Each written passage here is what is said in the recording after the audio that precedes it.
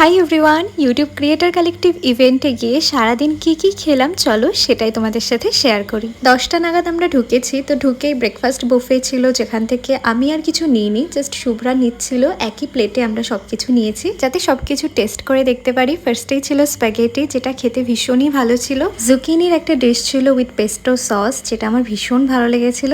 Paprika বাটারে ভেটকি ফিশেরও একটা item ছিল, যেটাও আমার বেশ দারুণ লেগেছে।